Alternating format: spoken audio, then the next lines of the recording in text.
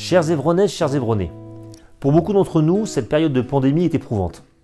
Au-delà de la perte d'êtres chers, des problématiques de santé publique, de la situation précaire de professionnels impactés par les mesures prises pour lutter contre la circulation du virus, les conséquences de la crise sanitaire perturbent aussi notre mode de vie, nos habitudes et nos traditions. Les événements culturels, sportifs ou festifs étant presque tous interdits, et certaines activités associatives étant à l'arrêt, vous êtes beaucoup à vous retrouver isolés et à vous interroger sur le sens de cette vie tronquée en quelque sorte. Sur vos priorités aussi. L'espérance d'un retour progressif à la normale passe immanquablement par une vaccination massive de la population. La ville d'Évron est dotée d'un centre de vaccination opérationnel depuis la fin de janvier 2021 à la salle des fêtes. Seul l'approvisionnement suffisant en doses peut permettre de prendre une cadence optimale pour la préservation de la santé des seniors, puis des personnes éligibles et volontaires à cette piqûre en 2 rendez-vous. Je souhaite vous sensibiliser au fait que le vaccin est le médicament que l'on prend pour se protéger soi-même, mais aussi au bénéfice des autres, ainsi qu'à celui de la collectivité. Certes, nous avons encore peu de recul sur le virus et les vaccins proposés, mais ils ont été validés par nos autorités sanitaires et l'épidémie appelle des réponses rapides.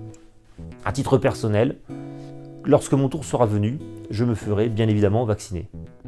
Pour préparer l'avenir proche et un peu plus lointain de la commune d'Évron, les élus municipaux œuvrent pour doter celle-ci d'équipements attendus, tels que la maison des associations rue de Sillé, l'installation d'un groupe citoyen sur la question de la redynamisation du site de la gare, la construction d'un terrain de football synthétique de nature à favoriser une utilisation en toute saison, l'installation d'un boulodrome abrité dans la même idée de permettre aux joueurs de pratiquer ce sport fréquemment, la refonte du site internet pour le rendre toujours plus attractif et pratique.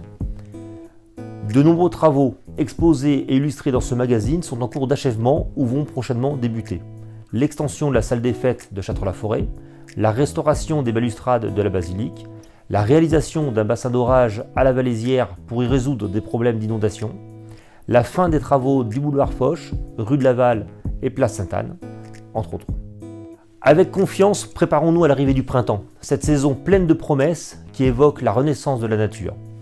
Puisse le printemps 2021 faire renaître nos rituels d'avant janvier 2020 et engager les promesses de nous retrouver véritablement, tout simplement, à toutes les occasions propices à la convivialité et aux échanges.